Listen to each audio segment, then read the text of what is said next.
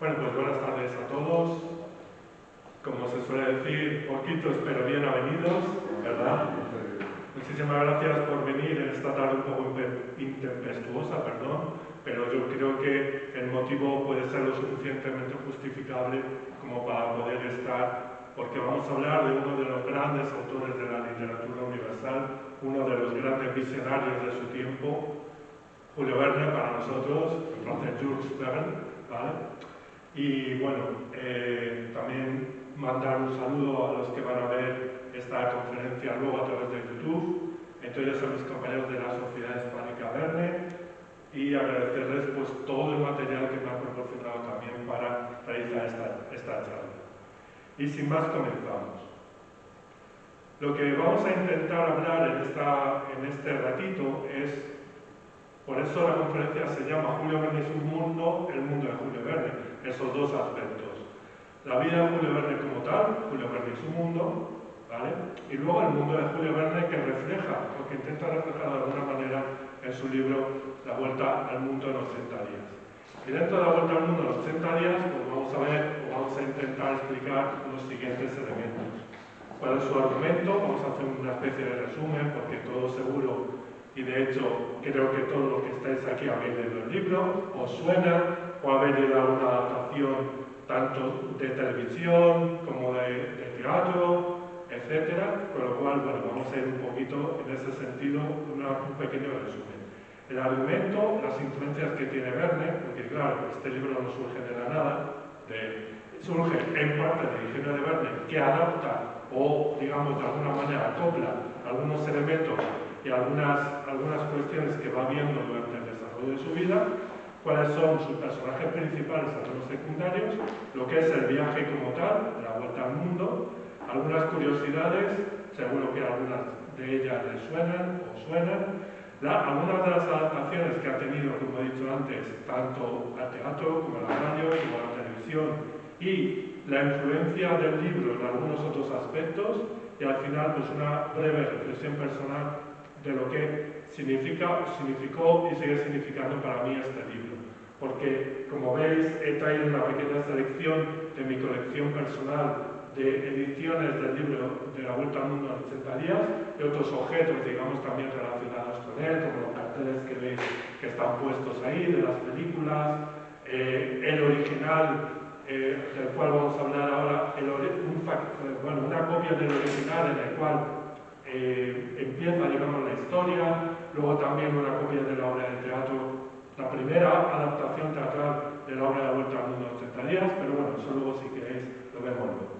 Así que podemos empezar hablando de la vida de Julio Verne, y en pantalla tenéis algunas de las personas, o algunas de las personas que más influenciaron dentro de su vida.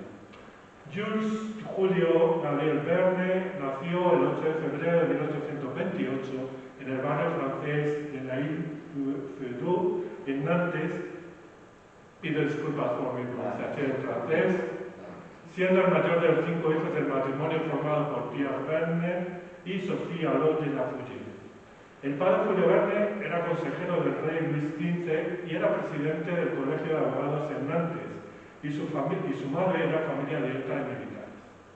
En 1837 ingresa en el Colegio Sant Stanislas de Nantes con su hermano Paul, en el cual están hasta 1839, y destaca obteniendo, mejor dicho, excelentes calificaciones en asignaturas como geografía, griego, latín, música vocal o literatura. Algunos historiadores y biógrafos de este escritor señalan que con 11 años se escapa de su casa para viajar de manera clandestina a la India. Dicen que para comprar un regalo a su prima de la cual estaba enamorado. Sin embargo, su padre le pilla, por así decirlo, y lo que hace es cogerle, volverle a casa y decirle: a partir de ahora vas a viajar, pero solo en sueños. Posteriormente, este hecho se ha descubierto, se ha comprobado que a lo mejor solo fuera una invención de una biógrafa suya, que además fue sobrina nieta, Marguerite Allot de la Fouillée, en su libro de 1928, titulado Julio Verne, su obra, su vida, con el fin de dar un mayor toque de fantasía, de espectacularidad a la narración sobre su vida. Desde este hecho es cuando Julio Verne se empieza a interesar mucho más por la literatura y empieza a escribir cuentos, muchos cuentos, gracias en parte también al impulso y a las ideas que va recogiendo de lo que su maestra, la señora Saint-Pen, que contaba a sus alumnos acerca de su esposo que viajaba por el mar, que era capitán de barco. En 1840, Julio ingresa en el seminario de Saint-Donatien para estudiar bachillerato y en julio de 1846 culmina estos estudios en el Liceo Real de Nantes con el título de Muy bien, lo que equivaldría a una matrícula de honor de nuestra época. Es entonces cuando su padre compra una casa en Chantenay donde Verne dispone de un pequeño telescopio y desciende por el río Loira para ver pasar los navíos, pasando ociosos esos años y también un poco cultivando, por así decirlo, algunas de las ideas y de los elementos que luego van a formar parte de alguna de sus obras. Como decía antes, sigue enamorado de su prima Caroline Tosson, a la que escribe versos de amor y una pequeña tragedia en verso para marionetas que le dedica. Pero a su prima la verdad es que no le interesan demasiado estos poemas y se burla de ellos incluso, haciendo caso omiso de sus sentimientos y produciendo en el joven Verne, enamorado, profundas crisis de melancolía. En 1847 ingresa a la universidad en París, en la Facultad de Derecho, y se entera del compromiso de su amada prima, Caroline, con un acaudalado joven de la ciudad. Este hecho marcará desde entonces una huella profunda en el carácter del escritor.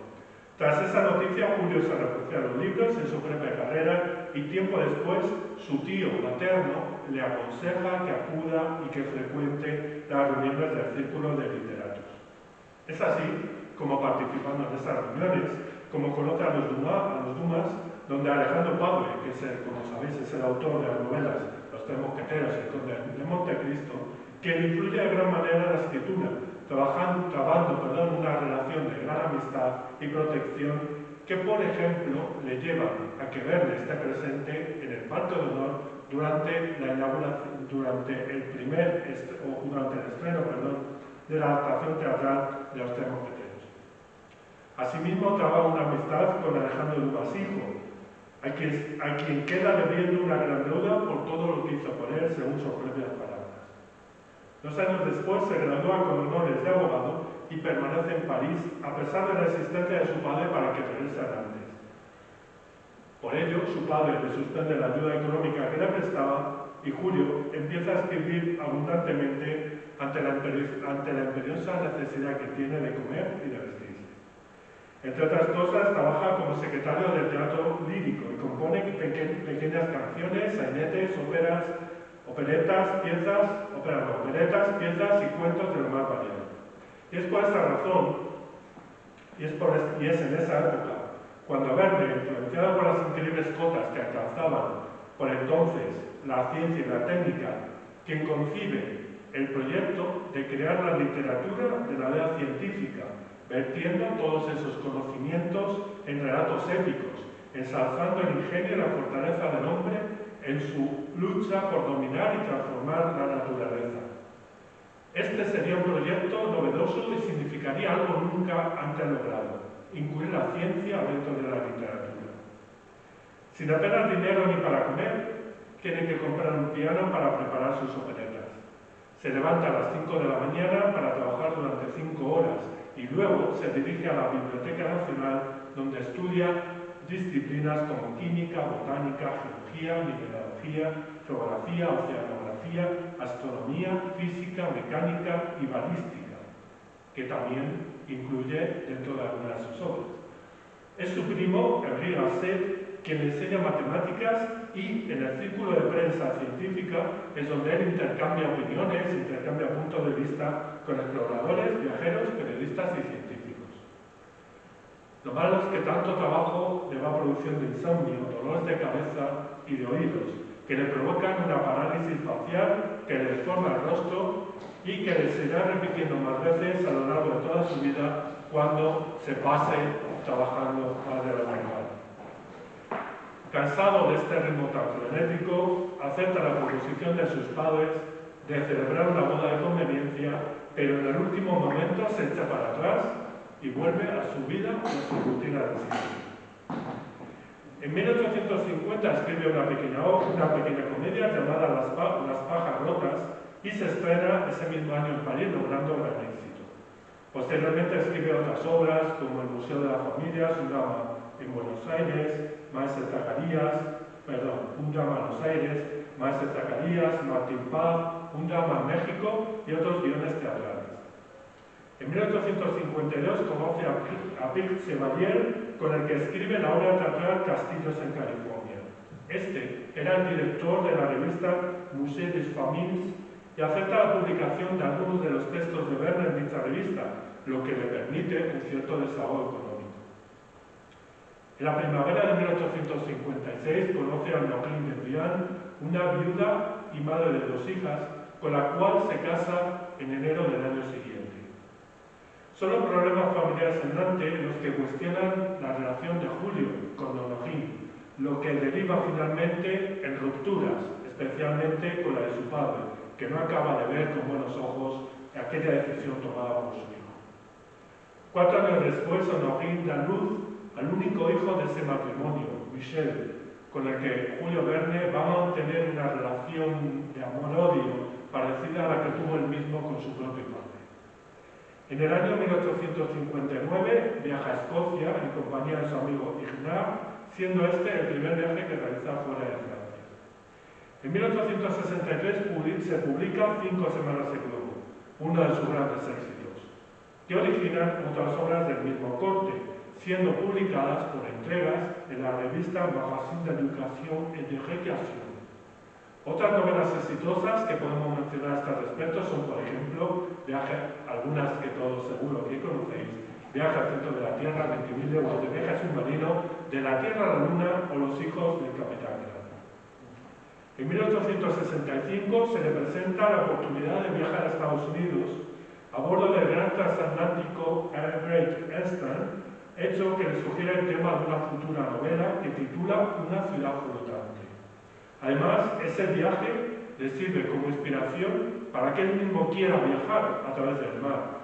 Por ello, ya tenía dinero, estaba bien económicamente, por ello compra un bote, un pequeño barco, al que bautiza con el nombre de Saint-Michel en honor de su hijo y con el que navega de puerto en puerto y de ciudad en ciudad. En 1871 recibe la muerte de su padre y de su primo Guy.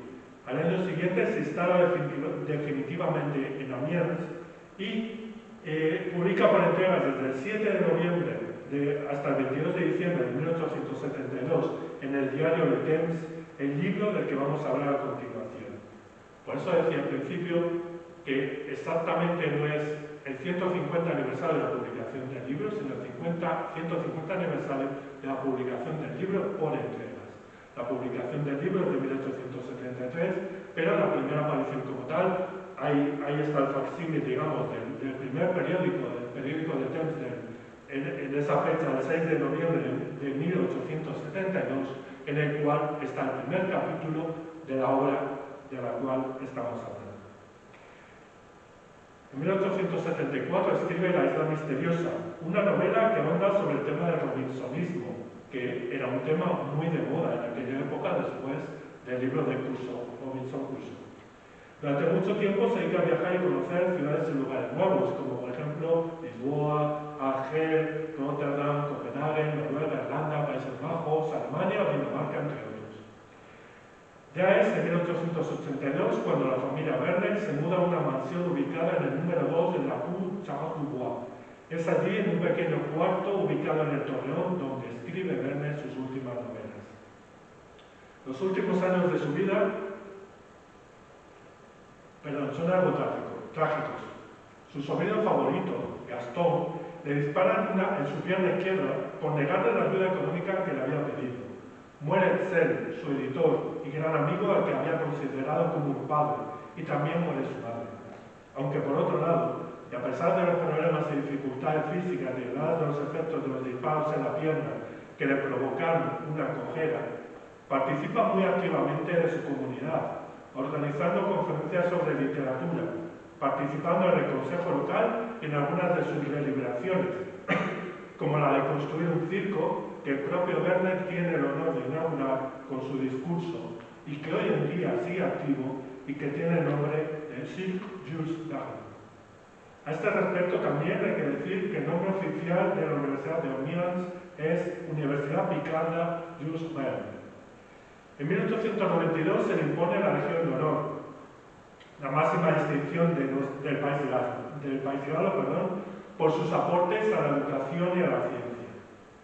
Es cuando su salud comienza a deteriorarse más profundamente, sufriendo numerosas dolencias gástricas y desmayos, además de parálisis faciales y diabetes que le van mermando poco a poco la visión y la audición, teniendo así que renunciar a una de sus grandes pasiones, que era la lectura, sintiéndose cada vez más solo, aunque siga escribiendo, pero sin la misma fuerza ni la regularidad que antes.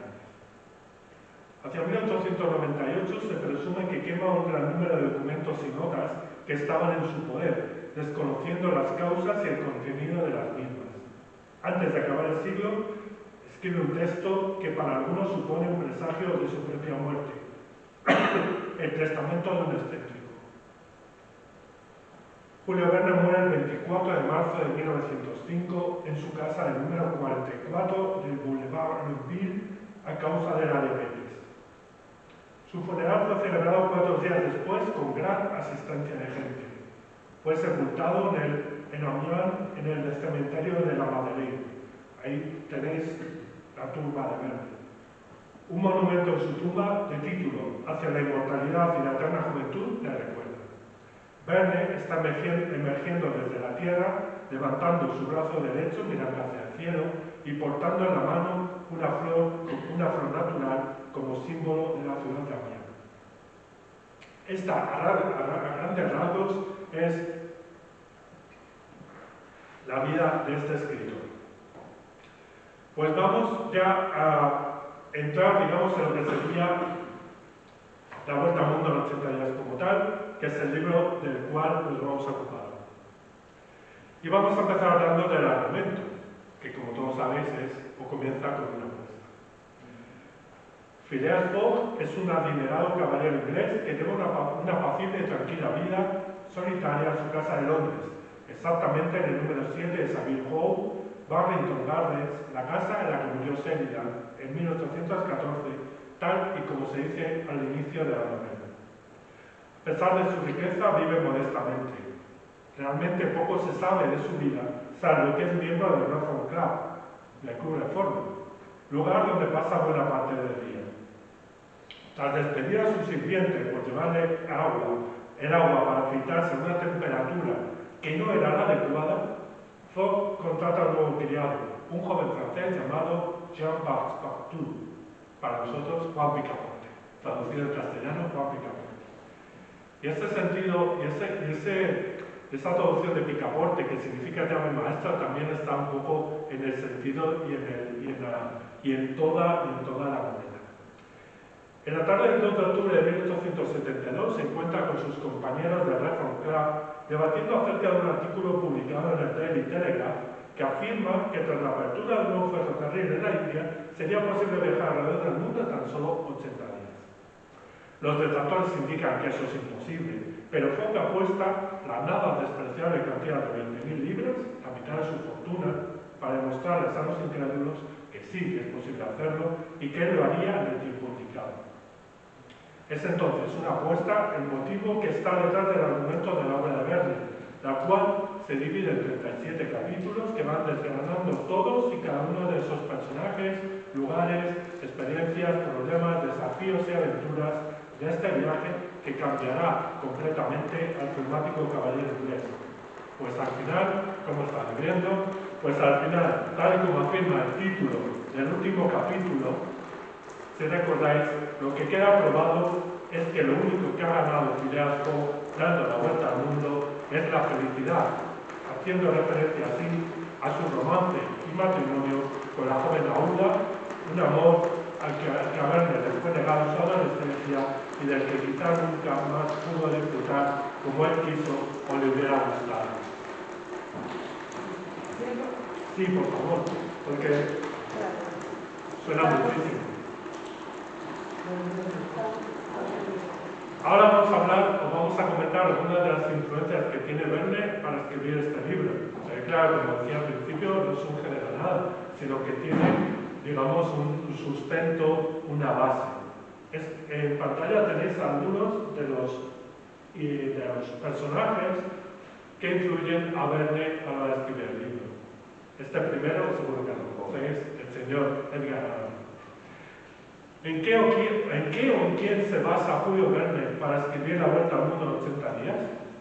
¿Qué influencias tuvo y cuáles dejó con ese texto? Un libro como el cual estamos citando no sale de la nada. Siempre detrás de cada obra hay un origen, una motivación, una influencia. Y en este caso, como sucede con otras obras de Verne también, está la impronta de Edgar Allan Poe, escritor al cual Verne admiraba.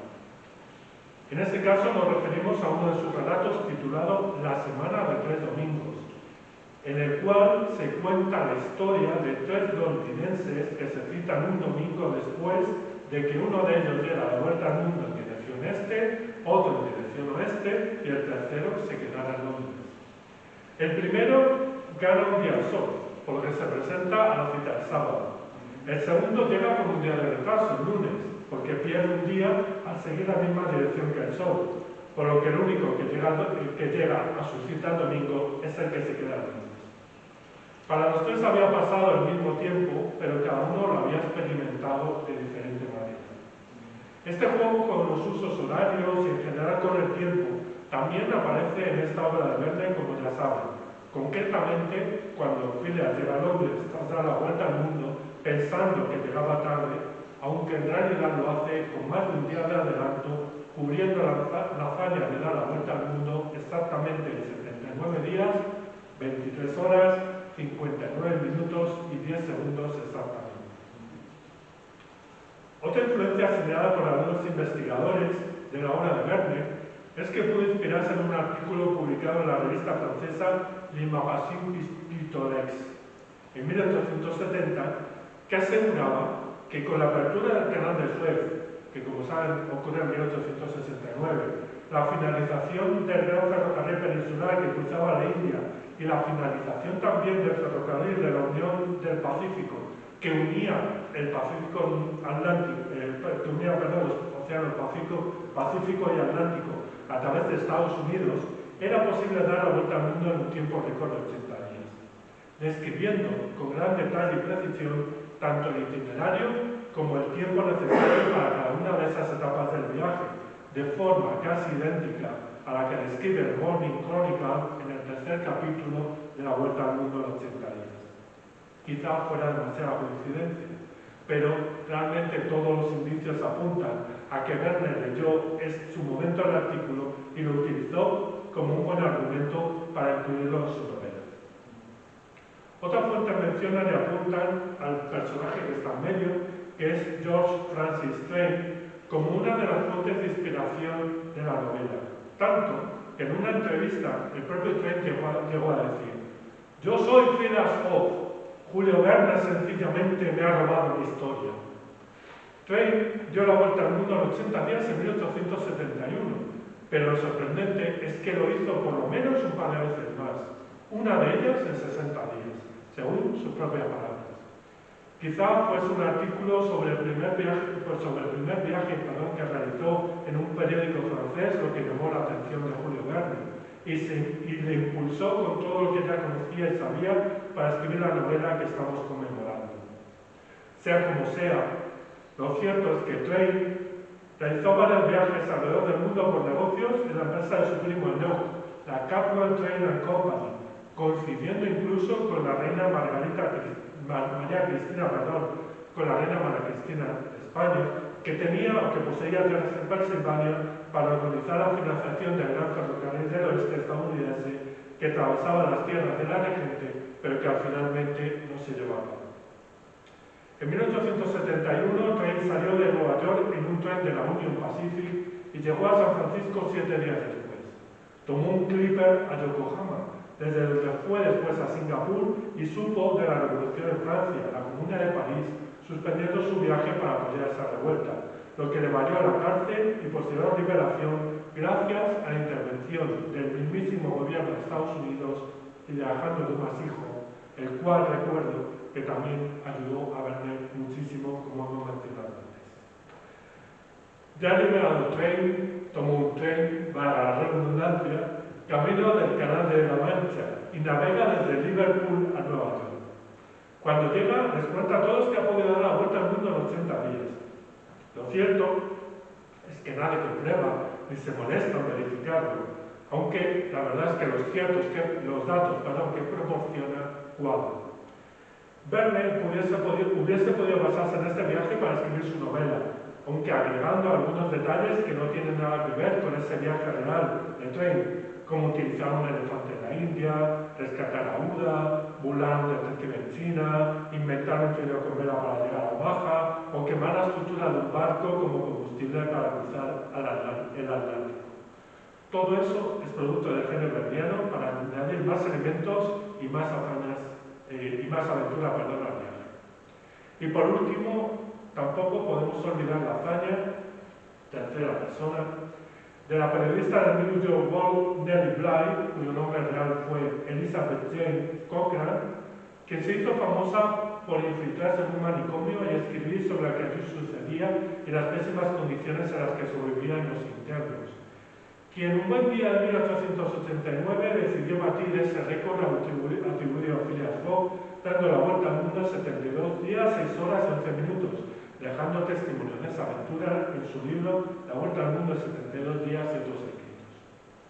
Diferentes influencias que no es necesario y oportuno recordar y mencionar en esta exposición, aunque después hablaremos también de la influencia de la novela en otras disciplinas como el teatro, el cine o la televisión. Vamos a mencionar ahora algunos de los personajes principales, que como sabéis todos son 4, que tenemos en pantalla y que están bastante bien definidos. Tenemos a Phileas Fogg, el inglés impasible, el tan frío como una máquina como lo describe su propio criado, meticuloso, de costumbres predecibles y prefijadas, esclavo del reloj, parecido al poeta Byron, pero que se va transformando en el viaje, mostrando su valía personal, salvando la vida de una desconocida que luego se convertirá en su mujer, siendo generoso con el joven Parsi que lo conduce en el frente por la India o con el detective que les persigue sin cuartel.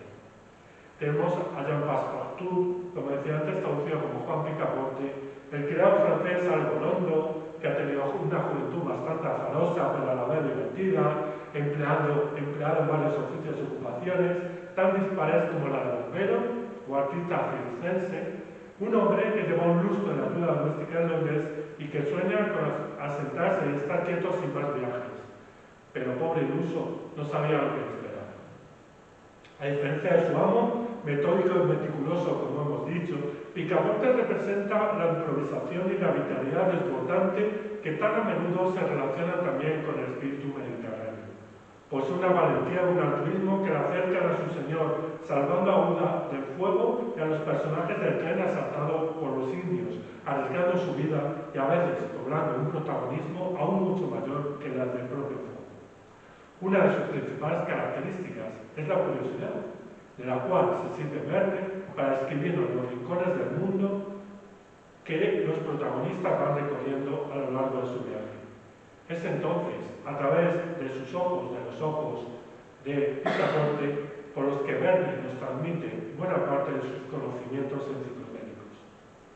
Tenemos al detective Fix, un hombre pequeño, delgado, de rostro bastante inteligente, nervioso, que contraía con notable persistencia los músculos superciliares, de mirada penetrante, que está poseído por su indomable y rígida determinación de atrapar a Fogg, pensando que era el autor material del robo de 55.000 libras del Banco de Inglaterra. Es como el antihéroe de la novela, pues durante su actuación va dificultando y poniendo obstáculos para el cumplimiento de la apuesta por parte de los protagonistas. Y finalmente está Aouda, que a pesar de ser la última que aparece, determina buena parte de la acción en la parte final de la novela. Pertenece a la burguesía occidentalizada de Bombay, fue educada a la inglesa, viuda de un rajá del Bundelkund y librada afortunadamente de una muerte ritual gracias a la providencial intervención de Fogg y de sus amigos. Lo cierto es que Auda incluye una trama un poco más de intriga de tipo sentimental que va provocando con el paso de la novela esa transformación que comentaba antes de Fogg, que siempre va a estar atento al bienestar y que termina con un final feliz, como sabemos.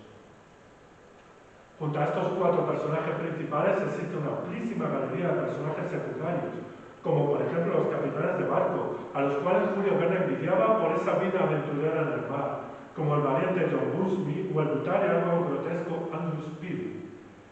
Hay militares como Sir Francis Coventry, el cual acompaña a Fogg en su viaje por la India, o el grosero y ridículo coronel norteamericano Stan Proctor, con quien Fogg topa en su recorrido a través de Estados Unidos. Sea como fuere, a medida que vamos avanzando en el viaje, quedan para los que leemos esta novela recuerdos de algunos personajes por lo que tienen de curiosos o de entrañables, como por ejemplo el joven Parsi que conduce el elefante que ya hemos mencionado. En el viaje como tal, aquí tenemos un poco la distribución acerca de lo que sería el viaje y simplemente están las etapas del viaje, los días que tardan, los países por los que atraviesa, los kilómetros recorridos y los medios de transporte utilizados. Esto no vamos a detenernos demasiado en ello, simplemente que presten atención y voy a recordar algunos de los medios de transporte que utilizan los personajes en su viaje, porque luego me voy a referir a ellos. Utilizan tren, utilizan barco, utilizan elefante, utilizan una goleta, utilizan buques, utilizan paquebotes, utilizan trineos y hasta aquí. ¿Vale? Más o menos, estos son los medios de transporte, los más habituales y los que, digamos, en su época eran los más utilizados. Luego volveremos sobre esto porque hay una curiosidad referida a esto que voy a comentar. En total, pues, esos son 79 días con esas etapas: Londres, París, Turín, Brindisi, Brindisi, Suez, Bombay, Bombay, Colby, Colby, Allahabad, Allahabad, Bangladesh, Calcuta, Calcuta, Hong Kong, Hong Kong, Shanghai, Shanghai, Yokohama, Yokohama, San Francisco, San Francisco, Kearney, Kearney, Omaha, Omaha, Chicago, Nueva York, Nueva York, Cobb, Dublín, Dublín, Liverpool y Liverpool, Londres. Los países, y también quiero llamar vuestra atención, sobre los países en los cuales atraviesa o viaja. Tenemos Inglaterra, tenemos Francia, tenemos Italia, tenemos Egipto, tenemos la India, tenemos China, tenemos Japón, tenemos Estados Unidos y tenemos Irlanda. ¿Vale? Bien. Luego también, cuando hablemos de las curiosidades, me referiré tanto a los medios de transporte como a los países que atraviesan nuestros protagonistas. Esta sería la descripción gráfica, digamos, de lo que sería la vuelta al mundo. La vuelta al mundo no es estricta como tal, porque como vemos se quedan algunos países sin viajar, sin recorrer, pero bueno, que de alguna manera, pues, Verne lo que quería en su novela, pues era mostrar también, por una parte, su pasión por la geografía y por otra, con todas esas influencias de las cuales hemos comentado antes, demostrar que que cualquier persona era capaz de dar la vuelta al mundo en 80 días. Este es otro tipo de representación con los tipos de medios de transporte utilizados, que recuerdo son ferrocarril, buques, barcos de vapor, elefante y trineo. ¿Vale? Bien, curiosidades. Hasta ahora hemos hablado de la novela y de sus personajes, pero como toda buena obra literaria que se precie, también cuenta con algunas curiosidades que voy a comentar a continuación. Esta novela no fue la primera en la que Julio Verne habla sobre viajes alrededor del mundo. No. En su obra, Los hijos del capitán Grant, que publica en 1865, con la excusa de la búsqueda del náufrago Harry Grant, los hijos del capitán realizan una especie de telemaquia y dan una vuelta al mundo, esta vez alrededor del hemisferio austral, siguiendo el paralelo 37, atravesando países como Chile, Argentina, Australia o Nueva Zelanda. Otro ejemplo de la pasión que Verne sentía tanto por la geografía como por otras disciplinas. En muchas de las portadas de los libros publicados de esta novela, en la selección de mi colección personal que tenéis ahí, vais a ver algunas, aparece un Fogg, ya sea solo en compañía de Passepartout, viajando en globo, ¿verdad? Hay un cartel ahí, hay un cartel ahí, uno de los carteles de cine de la versión cinematográfica de 1956, la que todos seguro conocéis y habéis visto más de una vez, pero en la novela ni se menciona en ningún caso ni aparece el globo por ningún lado. ¿Por qué? Hay dos teorías a este respecto. Una, que asegura que es una confusión con una obra anterior que seguro todos también conocéis, 5 semanas en globo. Yo tengo mis dudas. Y otra, a que ese hecho de que aparezca el globo, digamos, como uno de los elementos de transporte, se refiere a la película que acabo de mencionar de Michael Anderson de 1956, protagonizada por David Niven y Cantinflas, en la cual sí que aparece este medio de transporte utilizado por los protagonistas para atravesar varios países de Europa. Una cosa curiosa, ¿verdad? Nos están, entre comillas, vendiendo.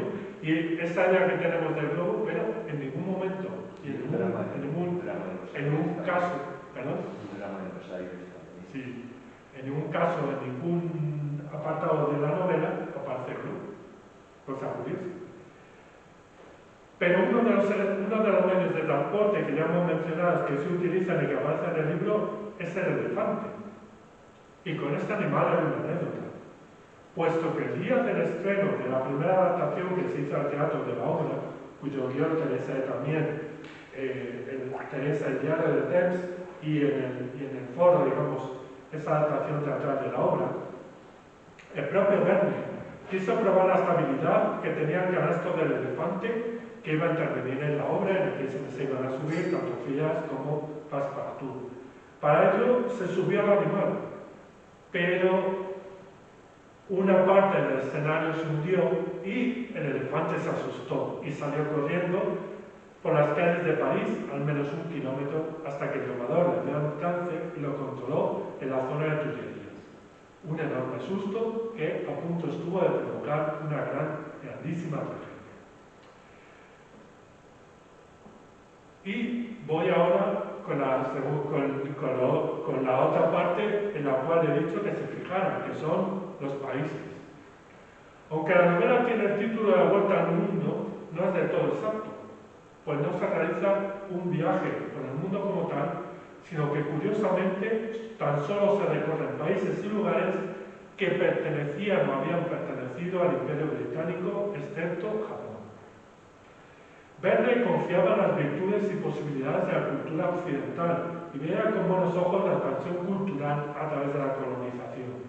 Así, por ejemplo, elogia que la dominación inglesa desterrara de la India prácticas tan primitivas y brutales como los sacrificios humanos, si bien, a la vez, muestra un profundo y total respeto por la religión y la cultura hindú. También observa de una manera crítica a países desarrollados como Estados Unidos, poniendo el punto en su obsesión casi enfermiza, a veces, que manifiestan en la rivalidad política. Esto no ha cambiado mucho, creo. Elogiando a su vez la frenética actividad con la que llevan adelante sus proyectos, entre otras cuestiones. Por otro lado, algunos investigadores de la obra de Verne piensan que el hecho de que solo atravesara países relacionados con el Reino Unido era únicamente y exclusivamente para sustentar y apoyar la trama de uno de sus personajes principales, el detective Fix, que solo tenía jurisdicción y posibilidad de actuación en esos países que pertenecían a la corona británica. Y decir también que el concepto de cameo en el cine nace con la adaptación de la novela a la película de 1956, donde aparecen escenas como Marlene Dietrich Buster Keaton, Frank Sinatra o incluso el torero español Luis Miguel Dominguín. Se ha calculado que hay más de 40 cameos de esos actores y actrices famosos de su época que salen en la película. Una película que se llevó 5 premios Oscar, entre ellos el de mejor película.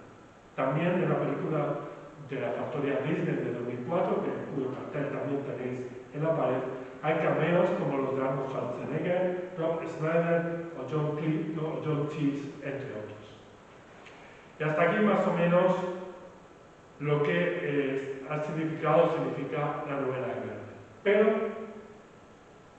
¿cuáles fueron las adaptaciones o cuáles han sido algunas de sus adaptaciones? En el mundo del teatro hay muchísimas adaptaciones, de hecho hoy en día se siguen representando en muchos lugares. He traído pues 2 ejemplos de 2 carteles de época. A mí estos carteles me encantan, estos carteles tan vistosos de época, cuando, digamos, de alguna manera intentaba representar algunos de los elementos de la novela. La primera adaptación teatral es poco tiempo después, entonces bueno, luego con el tiempo pues se ha ido representando en muchos lugares y en muchos espacios de todo el mundo. Podemos mencionar a nivel radiofónico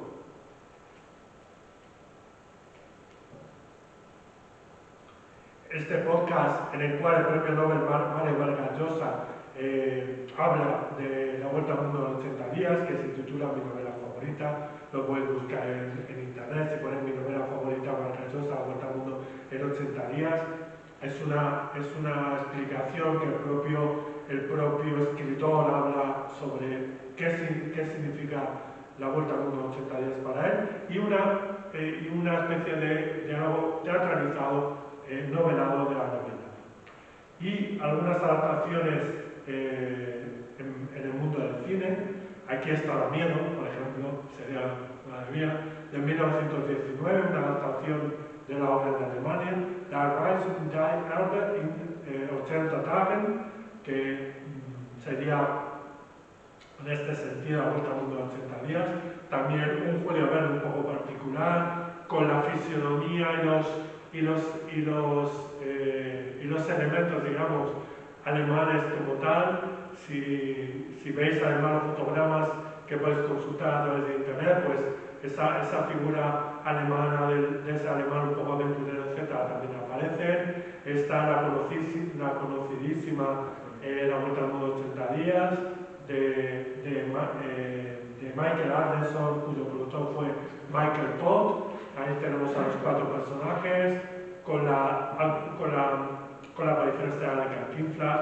Un poco esa película le dio el impulso toda a su carrera. David Niven ya venía de otros, digamos, de otros proyectos y ya era bastante conocido, pero sí es verdad que esta película catapultó a Cantinflas, digamos, al estrellato, por así decirlo. Luego, en este sentido, pues bueno, es una de las adaptaciones más conocidas de la novela de Julio Verne. Aquí, como veis, en su cartel de cine aparece el globo, para esa confusión también que veíamos antes. Otra curiosidad de la película: ellos aterrizan en España. España no está en la novela tampoco, no aparece por ningún lado. Entonces, bueno, una adaptación un poco en ese sentido bastante curiosa de la novela. Tenemos otras adaptaciones curiosas, como esta adaptación de dibujos animados polaca del año 77, que se titula La Vuelta al Mundo de Bolek y Lolek. También otra adaptación curiosa dentro de la película. Perdón. Y finalmente tenemos la adaptación al cine de la factoría Disney, que muchos ponen en cuestión porque, bueno, introducen ahí elementos y historias que nada tienen que ver con la novela como tal, pero bueno, La Vuelta al Mundo en 80 días, con Jackie Chan, Steve Coogan y Cecile France, del año 2004, que también, pues bueno, aunque para muchos de los investigadores y para muchos de los que, digamos, admiramos la obra de Verne, no es una de las mejores adaptaciones, pero bueno, hay que citarla porque está dentro de ese corpus también. Series de televisión, como por ejemplo esta serie de dibujos del año 1972, La Vuelta al Mundo en 80 días, quizá una de las más conocidas, La Vuelta al Mundo de Willy Fogg, del año 1981. Tengo que decir, con esta serie de televisión también, seguro que algunos de los presentes recuerdan esta serie mítica de televisión española, cuyo productor fue Claudio Bernboy, que murió en octubre precisamente de este año, hace unos pocos meses. Y bueno, esa historia de Tico, de Rigodón, de Romy, del propio Fogg, pues bueno, nos traslada, digamos, o a mí me recuerda, me traslada a parte de mi infancia. Esta adaptación también entre varios países de la obra, esta adaptación en forma de serie de la obra de Werner del año 89, que es una coproducción de varios países, que también tenéis ahí, que tengo en mi colección personal, del año 1989, en la que aparece Pierce Brosnan, por ejemplo, que hace el papel de Phileas Fogg, y la más reciente de Movistar Plus, que todavía no he visto porque no la he visto, del año 2022. Esta, que intenta un poco también adaptarse a los tiempos actuales, en la cual aparecen una serie de personajes curiosos, como por ejemplo un picaporte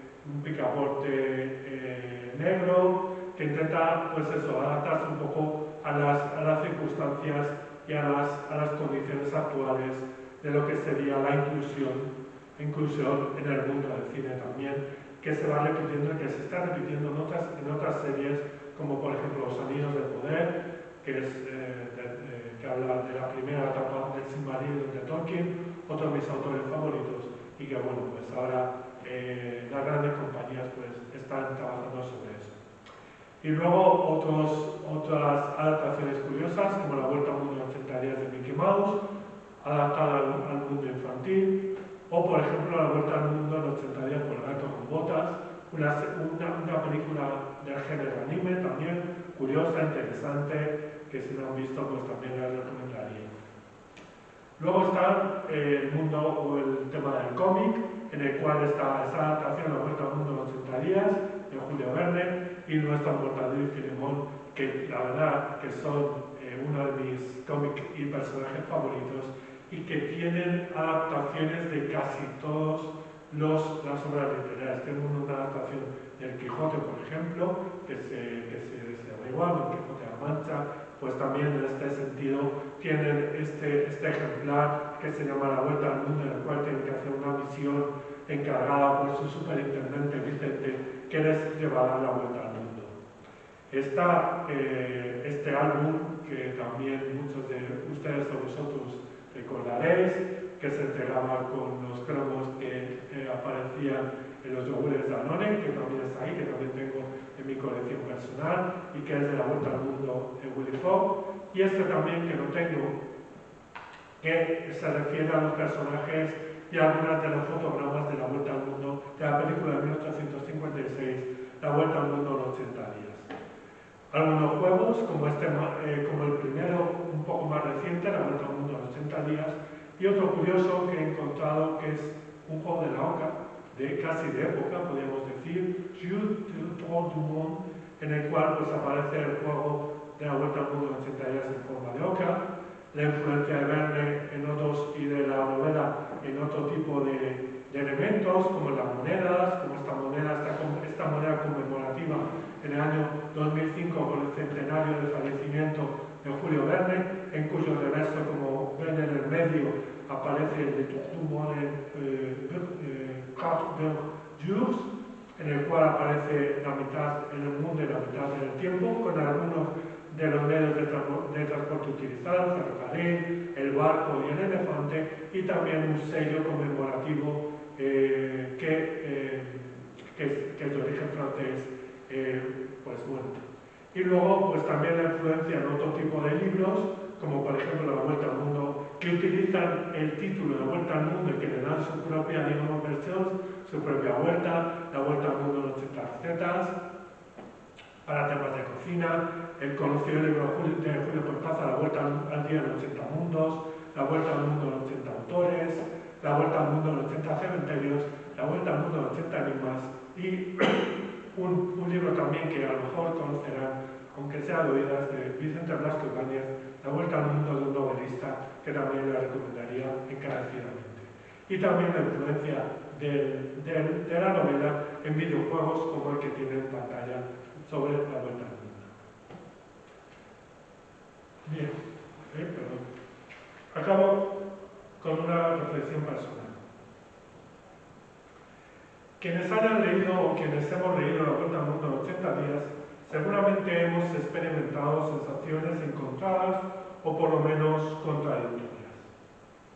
Es una novela de ficción, no hay duda, pero a medida que nos sumergimos en ella, podemos percibir que parece una realidad, que el viaje existe de verdad, tal y como también creyeron algunos de sus primeros lectores en el Temps, que incluso apostaban porque Fogg podía conseguir el viaje cada día según se iba desarrollando. Una de las características de Julio Verne es su capacidad descriptiva en todos sus sentidos. Te hace meterte en la aventura que sea, bien sea en globo, en el fondo del mar, en las profundidades de la tierra, en islas misteriosas o participando en revueltas sin quererlo. Es esa capacidad de atracción y de inmersión en la historia de lo primero que captó mi atención sin saberlo todavía, pues era un joven que tan solo disfrutaba de aquella lectura sin más. Hoy, con el paso de los años, con otra visión de las cosas, creo que La Vuelta al Mundo en 80 días es un libro excepcional, pionero en su género de aventuras de viajes y que nos transporta hasta los mismísimos lugares en los que estuvo Phileas Fogg, aunque no hayamos puesto nunca ni un pie en ellos. ¿Por qué me gusta tanto este libro? Porque es sin duda uno de mis libros de cabecera. Aparte del sentido aventurero, viajero del mismo, me recuerda momentos muy queridos de mi adolescencia. Me retraté en un pasado cercano en el que también me pasaba un poco como a Verne, que quería escapar, que quería ver mundo, que quería vivir aventuras, aunque sabía de sobra que no podía hacerlo, aunque no fuese a través de la imaginación o de los libros. Un mundo tan cercano pero a la vez tan lejano. Siempre tuve mucha curiosidad por conocer otras culturas, otros países, otras maneras de entender la vida y la vida y lo que nos rodea. Todo esto creo que influyó en buena parte también para decantar mis estudios hacia la sociología. Quizá la influencia de este libro y de su argumento hayan tenido quizá la influencia que este libro y su argumento haya tenido en mi vida es mucho mayor de lo que yo os esté transmitiendo ahora. No lo sé. En realidad son ideas y pensamientos que estoy compartiendo así ahora con vosotros. También, por otro lado, Ojos de Hoy me recuerdan un modelo que aparece también en otras de mis obras favoritas, como Don Quijote de la Mancha o El Señor de los Anillos, entre otras. Phileas Fogg puede asimilarse a Don Quijote o a Frodo, protagonistas de las aventuras que cambiarán sus vidas para siempre. Passepartout, Picaporte por su parte, parece una especie de escudero y protector de Fogg, como también lo fueron Sancho Panza o Samsagá, personajes al lado de los protagonistas principales que los cuidan, que los entienden, que los protegen, que los salvan de mil y un peligros.